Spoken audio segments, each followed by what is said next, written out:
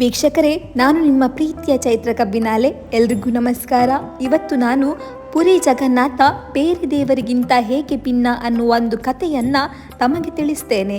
ಅದಕ್ಕಿಂತ ಮುಂಚೆ ನೀವು ನನ್ನ ಚಾನೆಲನ್ನು ಸಬ್ಸ್ಕ್ರೈಬ್ ಮಾಡದೇ ಇದ್ದರೆ ದಯವಿಟ್ಟು ಸಬ್ಸ್ಕ್ರೈಬ್ ಮಾಡಿ ಹಾಗೂ ಎಲ್ಲ ವಿಡಿಯೋಗಳನ್ನು ತಪ್ಪದೆ ನೋಡಿ ನಿಮ್ಮ ಅನಿಸಿಕೆ ಅಭಿಪ್ರಾಯಗಳನ್ನು ತಿಳಿಸೋಕಂತೂ ಮರಿಬೇಡಿ.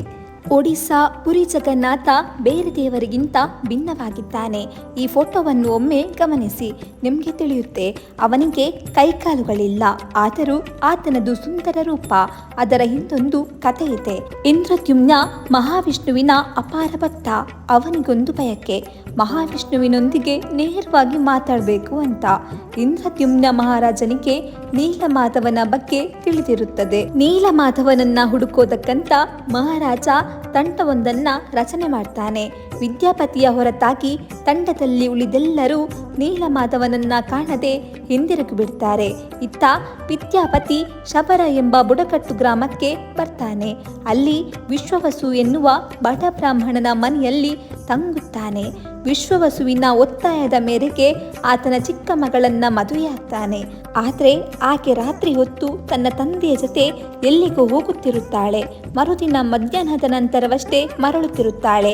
ಆಕೆಯ ವರ್ತನೆ ವಿದ್ಯಾಪತಿಗೆ ಆಶ್ಚರ್ಯ ತಂದುಬಿಡುತ್ತೆ. ಪತ್ನಿಯನ್ನು ಒತ್ತಾಯಿಸಿದಾಗ ಅವನಿಗೆ ನೀಲಮಾಧವನ ವಿಷಯ ತಿಳಿಯುತ್ತದೆ. ಅಂದು ರಾತ್ರಿ ಆಕೆ ವಿದ್ಯಾಪತಿಯ ಕಣ್ಣುಗಳನ್ನು ಕಟ್ಟಿ ಕರೆದುಕೊಂಡು ಹೋಗ್ತಾಳೆ. ಇತ್ತ ವಿದ್ಯಾಪತಿ ಶಬರಳ ಗಮನಕ್ಕೆ ಬಾರದಂತೆ ತನ್ನ ಉತ್ತರೀಯದ ಅಂಚಿಗೆ ಸಾಸಿವೆಯ ಗಂಟನ್ನ ಕಟ್ಟಿಕೊಳ್ತಾನೆ. ದಾರಿಯುದ್ದಕ್ಕೂ ಸಾಸಿವೆಯ ಕಾಳು ಚೆಲ್ಲುವಂತೆ ಮಾಡ್ತಾನೆ. ಆ ಮೂಲಕ ನೀಲಮಾಧವನಿರುವ ದಾರಿಯನ್ನು ಕಂಡುಕೊಳ್ತಾನೆ.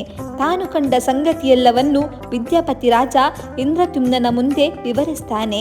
ಹೀಗೆ ನೀಲಮಾಧವನ ನೆಲೆ ಪತ್ತೆಯಾದ್ರೂ ಅಲ್ಲಿ ನೀಲಮಾಧವನಿರೋದಿಲ್ಲ. ಚಿಂತಿತನಾದ ಇಂದ್ರದ್ಯುಮ್ನ ರಾಜನಿಗೆ ಅಶರೀರವಾಣಿಯೊಂದು ಸಾಂತ್ವನ ಹೇಳುತ್ತದೆ. ಸಮುದ್ರದಲ್ಲಿ ತೇಲಿ ಬರುವ ಮರದಲ್ಲಿ ಶಂಖ ಚಕ್ರ ವದನಾಂಕಿತಗಳಿರುತ್ತವೆ. ಅದರಿಂದ ದಾರು ಬ್ರಹ್ಮನನ್ನ ನಿರ್ಮಿಸಿ ಪ್ರತಿಷ್ಠಾಪಿಸಿ ಎಂದು ಸೂಚನೆ ನೀಡುತ್ತದೆ. ಅಶರೀರವಾಣಿಯ ಸೂಚನೆಯಂತೆ ಜಗನ್ನಾಥನ ಮೂರ್ತಿಯನ್ನು ಕೆತ್ತಲು ರಾಜ ಇಂದ್ರದ್ಯುಮ್ನ ಶಿಲ್ಪಿಗಳನ್ನ ಕರೆಯುತ್ತಾನೆ. ರಾಜನ ಷರತ್ತಿಗೆ ಯಾರೊಬ್ಬರೂ ಮುಂದೆ ಬರೋದಿಲ್ಲ, ಆದರೆ ಶಿಲ್ಪಿಯೊಬ್ಬ ಮುಂದೆ ಬರ್ತಾನೆ. 21 ದಿನದೊಳಗೆ ದೇವರ ವಿಗ್ರಹ ಪೂರ್ಣಗೊಳಿಸುವುದಾಗಿ ಆಶ್ವಾಸನೆ ನೀಡ್ತಾನೆ. ಆದರೆ ತಾನು ವಿಗ್ರಹ ಕೆತ್ತುವಾಗ ಯಾರೊಬ್ಬರು ಬರಬಾರದೆಂದು ಷರತ್ತು ವಿಧಿಸ್ತಾನೆ. ಇಂದ್ರದ್ಯುಮ್ನ ಮಹಾರಾಜ ಅದಕ್ಕೆ ಒಪ್ಪಿಕೊಳ್ತಾನೆ. ಹೀಗೆ 14 ದಿನಗಳು ಕಳೆಯುತ್ತವೆ. ಒಂದು ದಿನ ಇದ್ದಕ್ಕಿದ್ದಂತೆ ನೀರವ ಮೌನ. ಉಳಿಯ ಸತ್ತು ಕೇಳದ ರಾಜನಿಗೂ ಆತಂಕವೋ ಆತಂಕ. ಕುತೂಹಲ ತಡೆಯಲಾರದೆ ಆತ ನೇರವಾಗಿ ಗರ್ಭಗುಡಿಯನ್ನ ಪ್ರವೇಶ ಮಾಡ್ತಾನೆ. ಆ ಕ್ಷಣದಲ್ಲಿ ಮೂರ್ತಿ ಇನ್ನೂ ಪೂರ್ಣವಾಗಿರೋದಿಲ್ಲ. ಅದರೊಳಗೆ ಕೈ ಕಾಲುಗಳು ಮೂಡಿರೋದಿಲ್ಲ. ತಾನು ಹಾಕಿದ ಷರತ್ತಿಗೆ ಭಂಗ ಬಂತೆನ್ನುವ ಕಾರಣಕ್ಕೆ ಶಿಲ್ಪಿ ವಿಗ್ರಹ ಕೆತ್ತನೆಯನ್ನು ಅಷ್ಟಕ್ಕೆ ನಿಲ್ಲಿಸುತ್ತಾನೆ. ಇದರಿಂದ ನೊಂದ ಇಂದ್ರದ್ಯುಮ್ನ ಮಹಾರಾಜ ತನ್ನ ಜೀವವನ್ನು ಕೊನೆಗಾಣಿಸಲು ಬಯಸಿ ಕಠಿಣ ಉಪವಾಸ ವ್ರತವನ್ನ ಆಚರಿಸುತ್ತಾನೆ.